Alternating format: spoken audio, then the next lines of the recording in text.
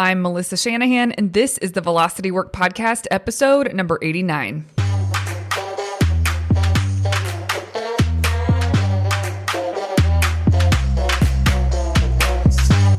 This podcast is for attorneys who are running their own firms. We explore tactics, tools, and stories related to pushing past simply lawyering well and into building a successful firm.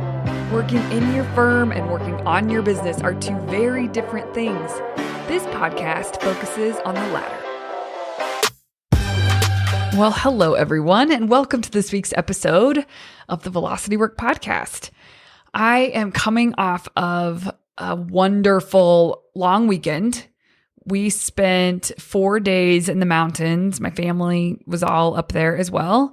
But it was part work, part play. We hosted a retreat for a client who flew in, and he rented a beautiful Airbnb that had plenty of space where his leadership team could stay. And then we could use the great room for the facilitation of the retreat.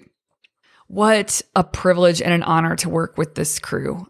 The leadership team is a freaking dream to work with. They're all engaged. They're all and now after the retreat, they're especially all in the boat rowing the same direction. They're all on the same page. They know exactly what needs to be done. They are compassionate leaders, and they're going to do a great job getting the rest of the team to row in the same direction as well. It was just such a privilege to work with that crew. So that was 2 days in the mountains, which that's just crisp, fresh air. You can't get much better than that. And so Kristen and I went up, we had separate lodging from them, and really it was a pretty epic retreat. A lot got accomplished, and they are very clear about what's going to happen in Q2 and what that means and what they're on track for the rest of the year and beyond. So that client is probably going to listen to this podcast at some point, and I hope he feels proud when he's listening to this. You know, your firm really needs to get to a certain level before you bring people into these retreats, and he's there. He's been there.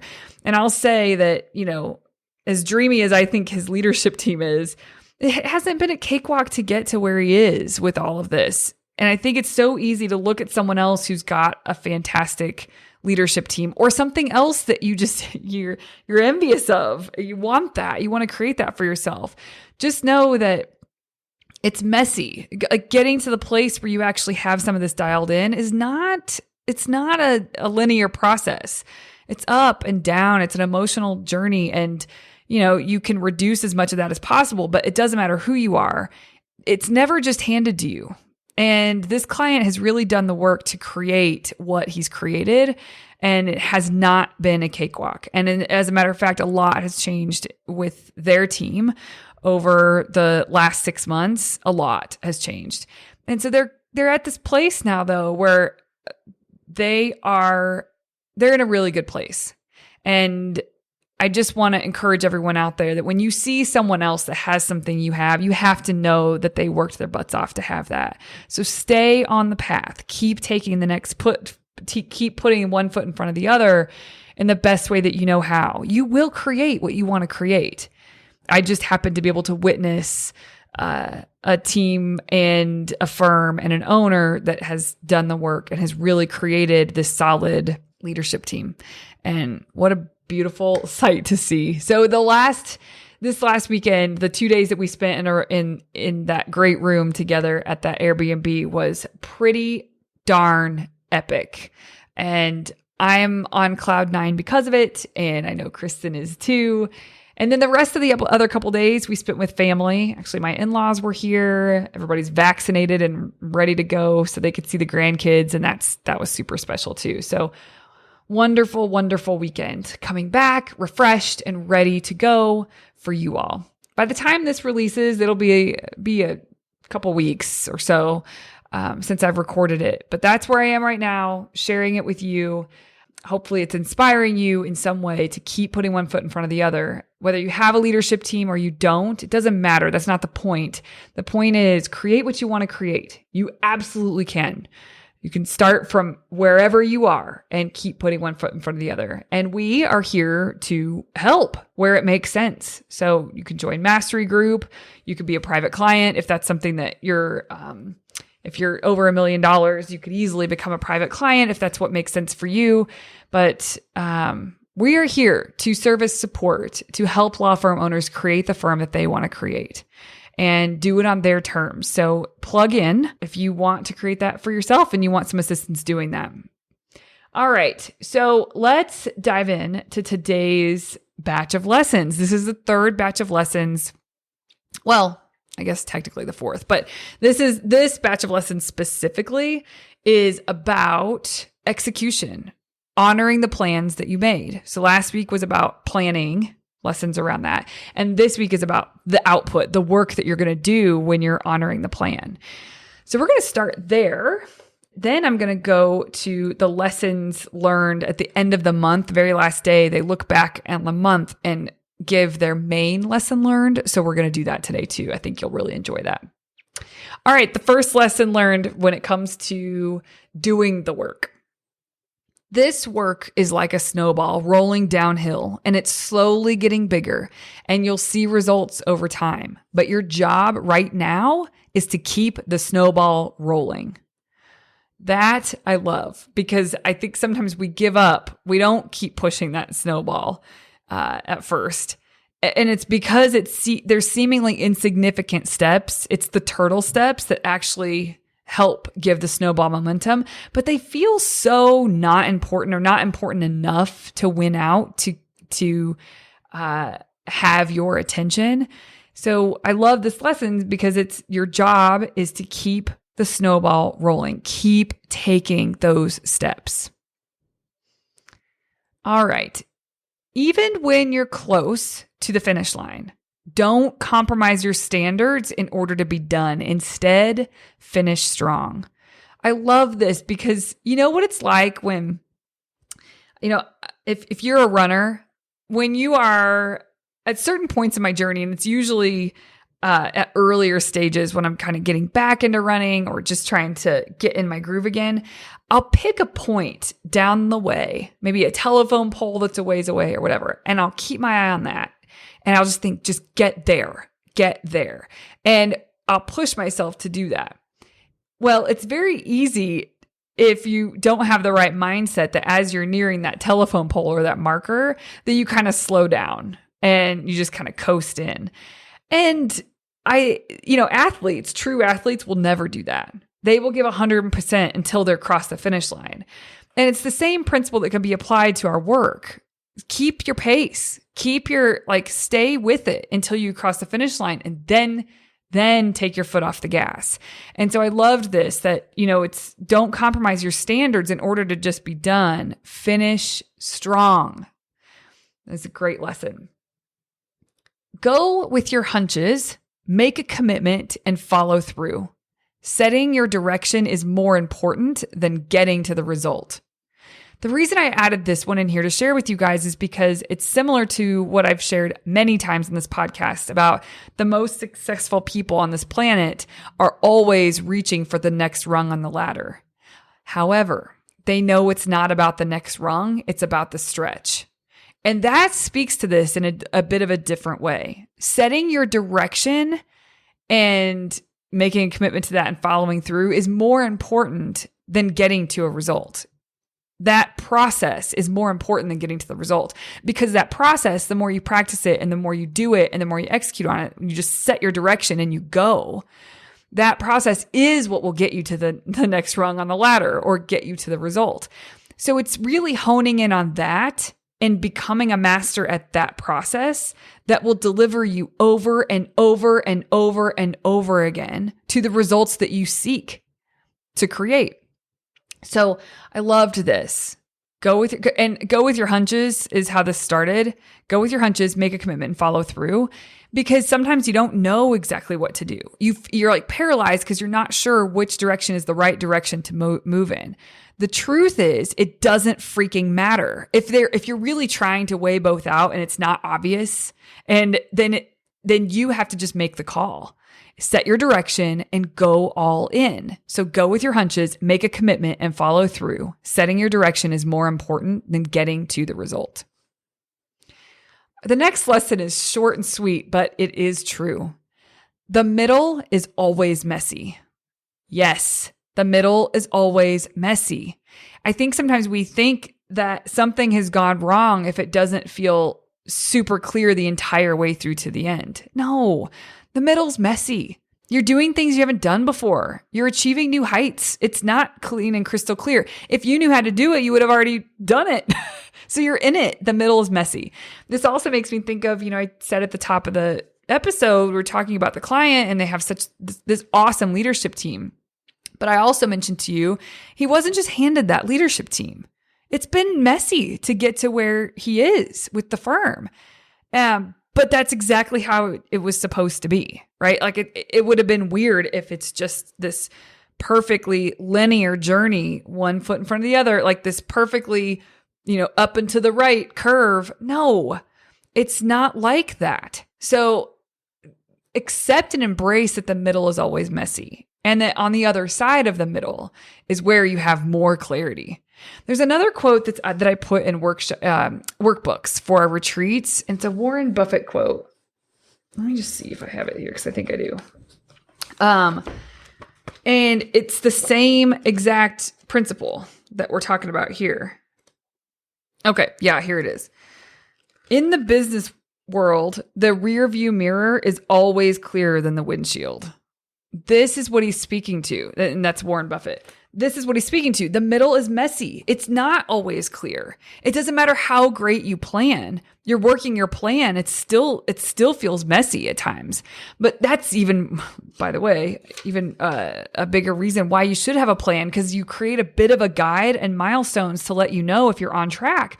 But the windshield is always less clear than the rearview mirror.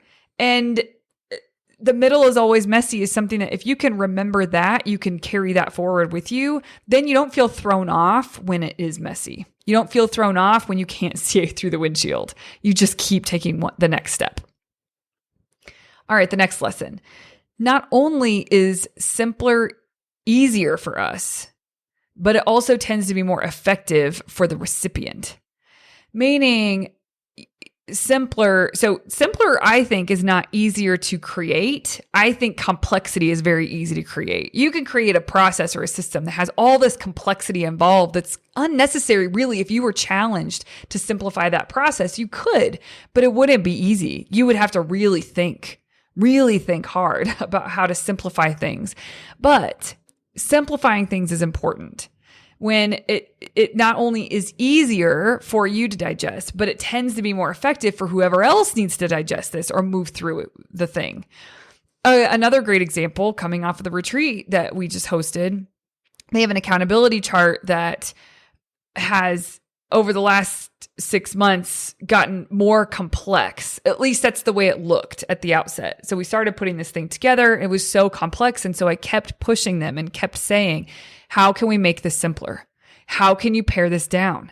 This, and pushing them. And they did it. They were able to come up with it. And it took a huge chunk of the retreat, but holy crap, when they were done with it, they look at this simple, beautiful structure of what their business is and all the responsibilities and who's accountable for each thing up in front of them on the screen. And it's like, there's nothing like it, man. Because otherwise it's just a bunch of boxes, right? That's initially what it was. And if I've done podcasts on accountability charts, so if you don't know what that is, you can go back and listen to it. But it looks like an org chart. It's not an org chart, but it looks like one at first, at face value. So they created a simplified version that still had everything it needed to have. It was extremely comprehensive, but it was simple, and that was tough to come up with. What was easy to come up with was the complex version of it, because it's almost like it's so much your brain just doesn't know how to simplify it down. That's the work. And now that they have it simplified down, not only is it easier for them as a leadership team to quickly look at it and have a sense for all of it, but also the rest of the team will be able to now easily identify and use this as a tool inside of their firm and as a real resource because of how simple it is. If they went back with a complex accountability chart, it was just going to cause problems and inefficiencies, and people wouldn't do what they were supposed to do because it's so complex. But because everything is so simple, they're set up for success with this thing for sure. So not only is simpler easier for you, but it also tends to be more effective for the recipient. Okay, next lesson. Business can get so much easier when you offer people something they really want. I threw this in here because as you guys are putting yourselves out into the world, good marketers will continuously steer you this way, is to understand what people want out of you and speak to that. You can give them all the things they also need that they don't realize or they may not want, but it's just part of the deal. You could give them that too, but if you could be as clear as possible to offer them something they really want, it's easier for them to say yes. And then you can also fill in with the need section of all of that whether they realize it or not is going to be a part of it. But sell them what they want. That's what this is about. Okay. Time constraint plus eliminating distractions equals success. I put this in here because, many of you listening to this have done Monday Map, Friday Wrap, that practice of it. And when you do that, time constraint is a part of it because you put on the calendar, I'm going to do this thing for this long. But if you don't eliminate distractions, you don't set yourself up for success because the world will pull at you, whether it's a ding, ping, whatever on your computer or your phone, or whether it's somebody walking into your office, or whether it's, an email that pops up and you feel like you immediately have to do something about. All of that, eliminate it just for that set period of time. And the other thing I'll say about this is part of the distractions are internal, not just external distractions dinging and pinging at you. It's things that will hit your brain.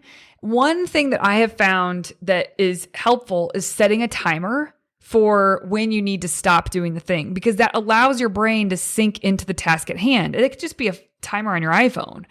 But setting that up, then you'll be pulled out of the task when you need to be pulled out of the task instead of keeping an eye on the clock, because that's a distraction. So really set yourself up to be able to sink in and focus deeply on the task at hand, and that will give you success. Practicing reveals potholes. I love this lesson.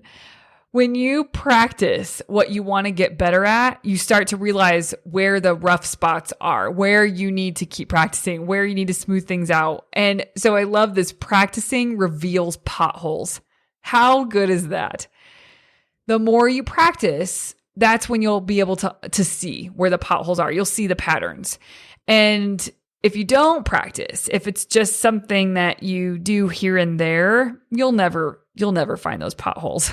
But if you show up on a very consistent basis, whenever you say so let's just say daily, you show up daily to practice focusing on the business, for example, or you show up daily or weekly practice your Monday Map, that reveals the potholes. I can't coach somebody around the barriers, around the potholes, if they haven't done the work. So you have to practice. And the more you do, the more it will reveal the potholes, and that will allow you to create some solutions and tweak what you're doing so that you're better and better and better and better.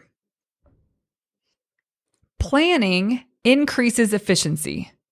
Spending time on the front end makes the execution seamless. I put this in the Honoring Your Plan batch of lessons because it is talking about planning, but they are in the execution phase having this realization that spending time on the front end, it made their execution seamless. They knew exactly what was the next step, the next step, the next step. And so planning increases efficiency. And for many people, it seems like it doesn't. It seems like it's more efficient just to head into the task or the project. That is not true. That is not true. If you actually studied your time spent every time you have to think in the middle of that project because you didn't plan ahead of time, it's very inefficient. So planning up front will increase efficiency. And Yeah. I love that they say it makes execution seamless. It does. It makes it seamless. It's just a done deal. You don't have to think while you're trying to execute. You just execute.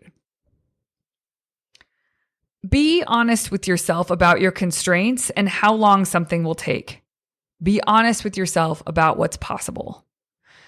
This is important because this is like in the execution phase when someone hadn't been honest about how long things will take, it throws off their whole game. It throws them off their day, sometimes their week. You have to be honest. And that is one of the hardest parts of planning. But when you do that, it allows you to really sort of similar as the lesson right before this, it allows you to execute seamlessly because you did a great job with the planning up front.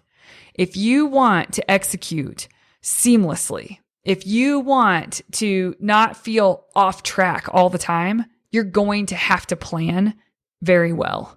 You have to take planning seriously because that's the time to use your brain for the project. And then your job is just to knock it out of the park day after day after day after day, not having to use your brain, just executing. Recognizing the distinction between busy action and productive action requires awareness and deliberate thought. I'm going to read that again. Recognizing the distinction between busy action and productive action requires awareness and deliberate thought.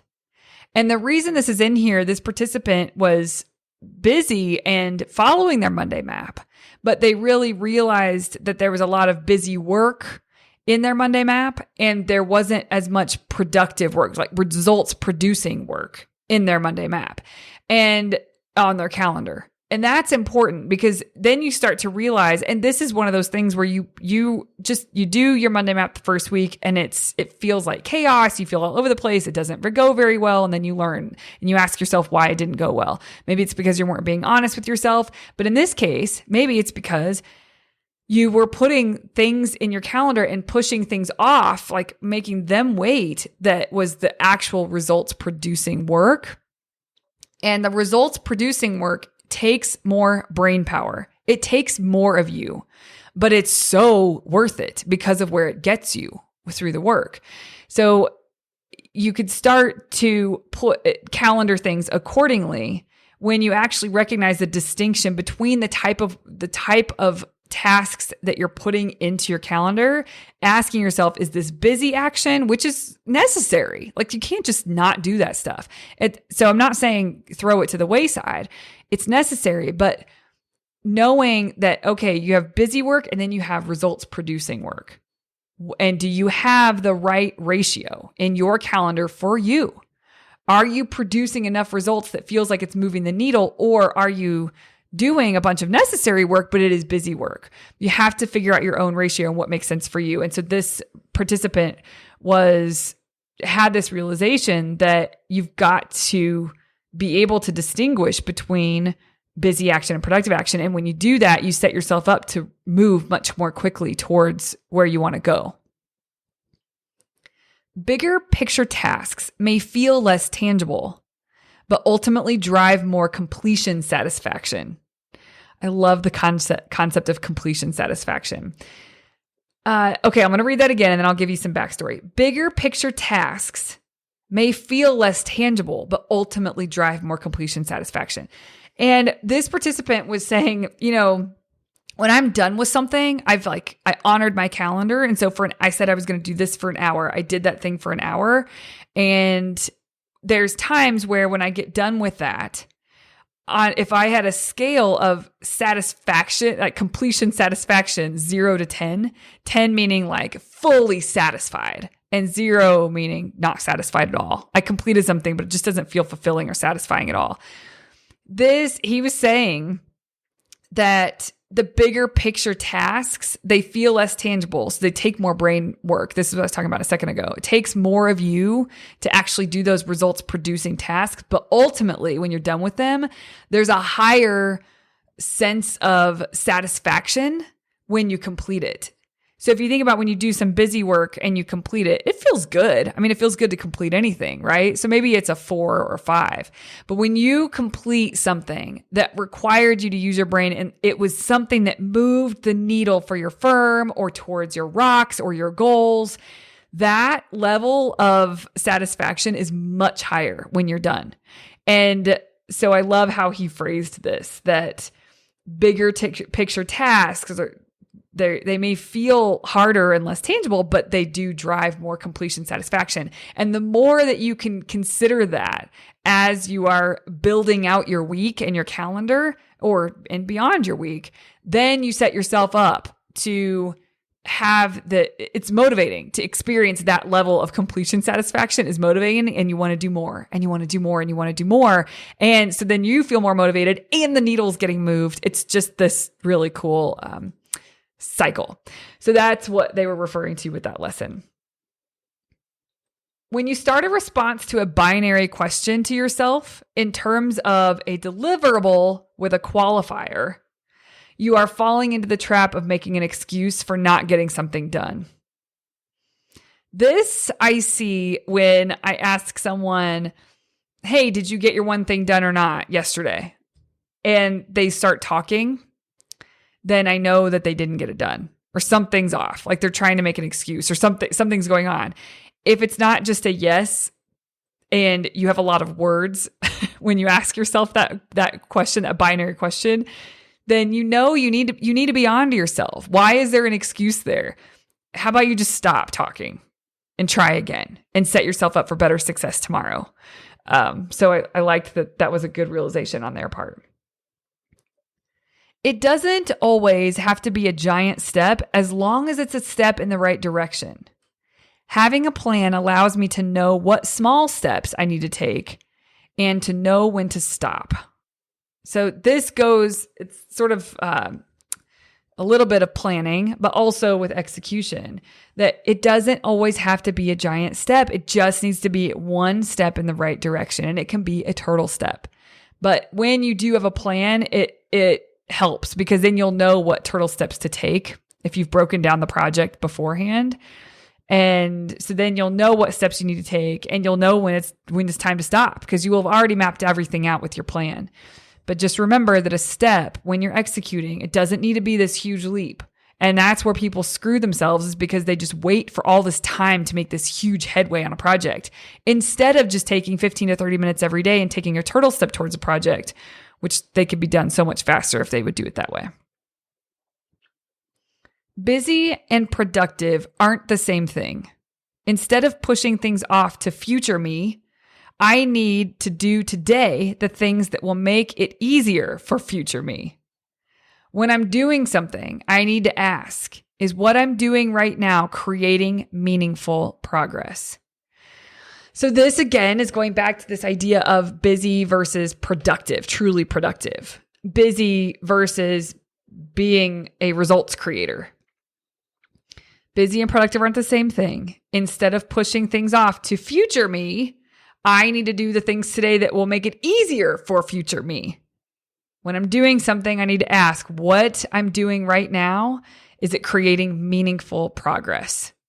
So that I think all of us I loved that question. Is it creating meaningful progress? I haven't used those words when I'm teaching, but I love that. I think it's a brilliant question to ask ourselves. It helps you delineate pretty quickly if what you're engaged in is busy work or truly productive. Procrastination is death by 1,000 cuts. And then in parentheses, this participant said, or excuses. But if you turn those little excuses into little action steps, then you can trick yourself into making progress without it feeling like a burden. This again goes back to the small steps. If you turn those little excuses, because procrastination is death by 1,000 excuses. If you turn those little excuses into little action steps, you can trick yourself into making progress without it feeling like a burden.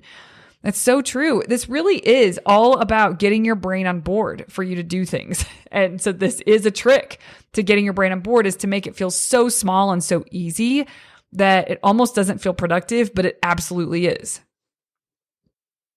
Small daily consistencies lead to massive long-term results. Same thing we're talking about. Clients like it when we honor our calendar. I love this because, we talk about you have to make a plan for your week and honor your plan for the week. And so in Monday Map, you calendar everything. And when you honor your calendar, a lot of good happens, but one of them is that clients like it because you are responsive, you aren't putting things off, you aren't Clients can feel it when you are in integrity with your word and with the pace that should be there, all of that. They can feel it.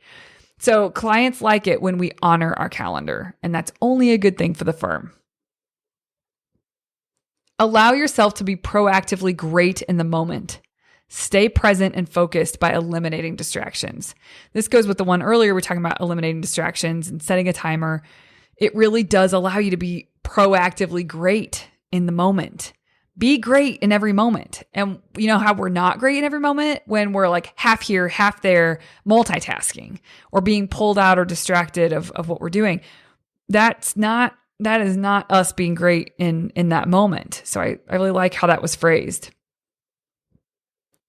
It's really freeing to know what I'm going to work on so that I don't have to give energy to the what and can give more energy to the doing of it.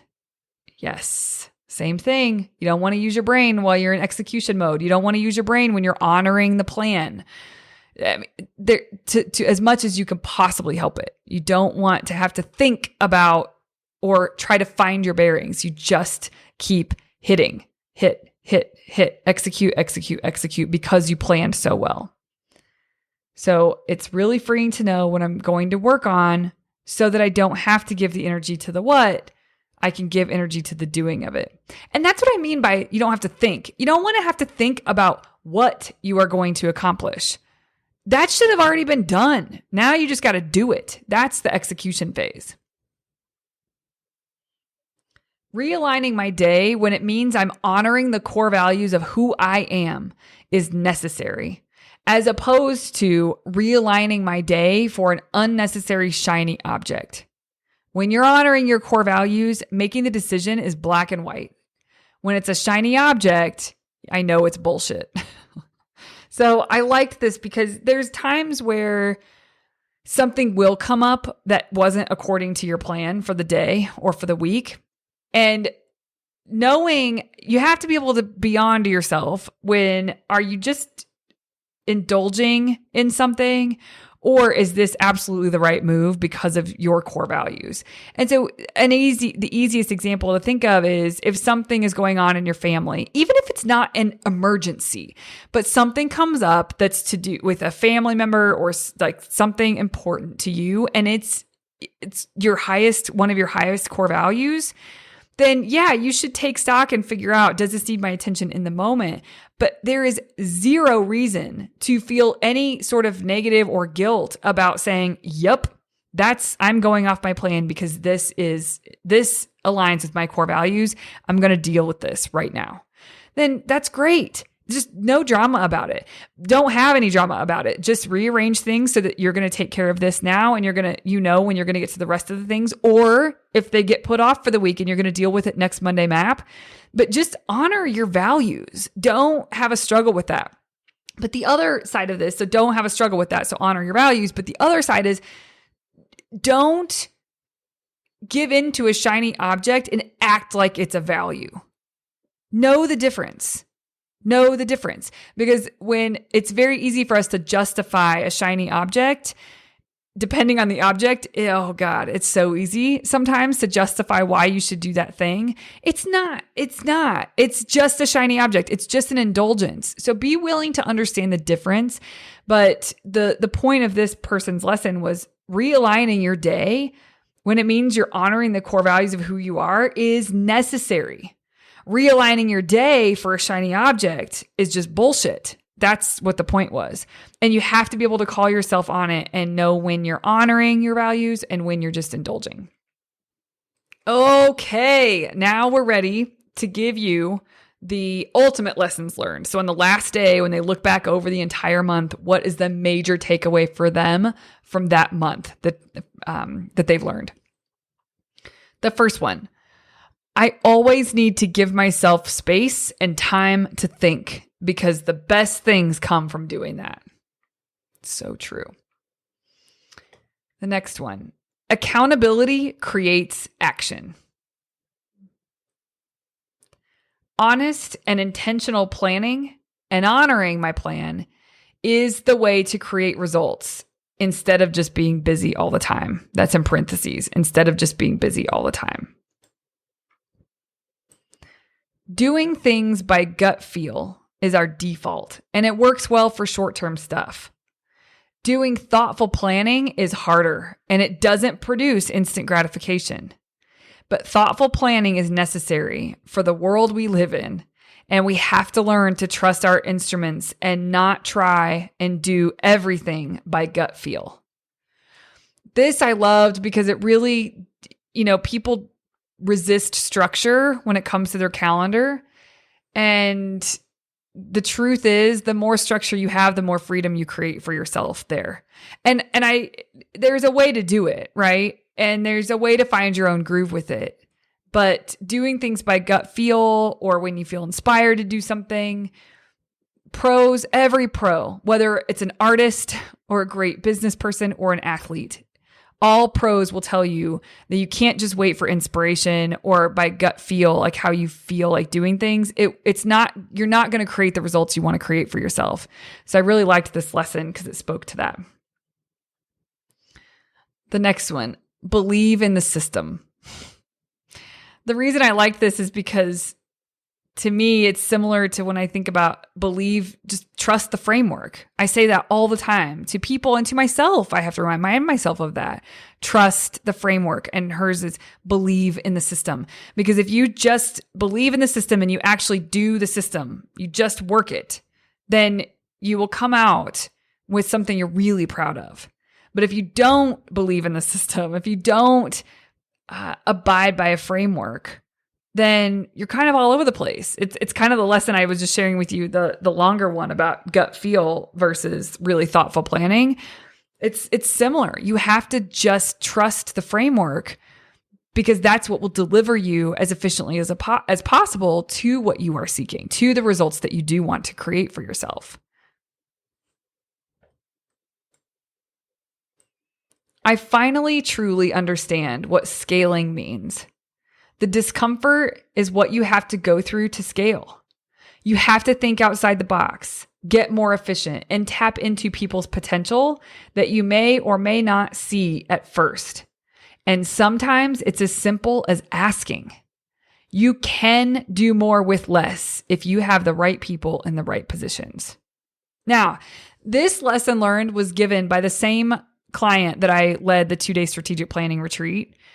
And so maybe that'll provide some context. But I did mention that he's been through a lot in terms of people in his firm in the last 6 months. A lot has changed. And he says, I finally truly understand what scaling means. The discomfort is what you have to go through to scale. You thinking outside the box, getting more efficient, tapping into people's potential that you may or may not see at first. All of that is uncomfortable. And sometimes it's just as simple as asking. So sometimes I like the way that he's saying that. Sometimes we make things out to be more complex in our heads. Sometimes you just have to ask. But the final sentence of his lesson, you can, all capitals, can. You can do more with less if you have the right people in the right positions. So just remember that. It's really easy to get bloated as an organization or as a firm. If you don't have the right people in the right positions, it's hard to be efficient. So that's what he's speaking to here. Really great. All right. Going to the next crew here. Okay. Order your environment in a way that is best for your true self to show up. Knowing yourself means having the right environment for yourself. The result is less stress and more productivity in what is a stressful profession. So he's basically, his whole result that he created was to clean up his home office, his guest room, garage, and his office. And his whole thesis was, I need to clean before I create. Now, this person is a veteran sprinter, been around the block, has created many results with us here at Velocity Work. But he was just at a point where he really wanted to clear the decks. He wanted to get organized, and that's why he chose this for this sprint. And so the takeaway for him was to order your environment in a way that is best for your true self to show up. I love that. It's so good and so true. Everybody in a sprint that has done something about getting organized has felt like a different person on the other side. So it's pretty cool to see. No matter whatever your realistic goals are, you need to think bigger. We are always accepting some version of compromise. We're capable of so much more than we know. Part of our job is to push ourselves and the limits of what we can do. Yes. This is a client who, I don't know how much of this lesson stems from what I'm getting ready to share with you, but this client had set a goal, one of the goals that was set for Q1, pretty like a month into the quarter, he was basically like, I'm not going to hit that. It's good lesson learned. I didn't set the right thing. And then he did end up hitting it, which is pretty remarkable. And so this to me goes along with what he learned from that. And then of course, what he had to slated for himself during the sprint. But no matter whatever your realistic goals are, you need to think bigger. We're always accepting some version of compromise, and we're capable of so much more than we know. Part of the job is to push ourselves and the limits of what we can do. Don't let the desire for perfection stop progress. This is so true for so many of you listening. And there's so many cliche lessons about done is better than perfect, and focus on progress, not perfection. And they're true. But I love that this participant, that was the major takeaway through experience. She didn't do that. She didn't let the desire for perfection stop her progress. And she created something phenomenal for herself this month because she was able to do that, to not allow the desire for perfection to stop the progress. Okay, 2 more. Trust your instincts and be who you know you are. I really like that. And then the last one. Failure is the journey to success. I think for this participant, he described that, sometimes they don't set out to do certain projects because they're worried that they're probably not going to do them well. And so they pick something different. But over time, what he's realized is that failure is the journey to success. Failure is the way to go. And you hear a lot of this, especially coming out of Silicon Valley, fail fast, fail forward, all of that. But it's true. Really put yourself out there and do your best, but be willing to suck at it, and you're going to get better, and you're going to learn, and you're going to tweak. But people who don't set out to do that and they aren't willing to suck at it, they play a lot smaller. So I liked this lesson. Failure is the journey to success. And the last thing I'll leave you with here, something I have when I'm facilitating retreats, oftentimes we will make a list of 25 things that they could fail at this quarter, that they could do. They might fail, but like a worthy try. And the ideas they come up with are fantastic, but it is interesting to phrase it that way. What are 25 fails that you can come up with that you could actually execute on? And you very well might fail, but you know what? You'll get to the end of the quarter and you'll be an entirely different firm because of all of the quote unquote failures that you've had. It's just learning, right? Failure is a word that people have such a negative association with, but the only reason it's a failure is if you do nothing with the experience. But if you take the lesson and carry it forward, that's not failure. That's just you on your journey, spiraling upwards. That's all that is. So I love this. Failure is the journey to success. All right, everybody. Those are the lessons I'm going to share with you today. Thank you for tuning in for these batches of sprint lessons. I know that many of you out there can relate to these. And even if you you can't relate to them in that you also have experienced the truth of it, I know that there's lessons that resonated with you, and I want to encourage you to adopt those. Make them a bit of a thing in your world so that you continue to make progress in ways that you're really proud of making progress. My hope is that you hearing what your peers are learning along the way, it's wisdom that they're gaining along the way. My hope is that you can take some of that and run with it, and that it can be fuel for you on your path, on your journey, for your firm and for your life. All right, everybody, have a wonderful week. I'll see you here next Tuesday. Hey there. If you enjoyed this podcast, I highly recommend you come and check out Mastery Group. It is where owner attorneys come together to study this material, apply it, and thus create really big results for their firm and for their life. So come on over, velocitywork.com/join to get more information and get started.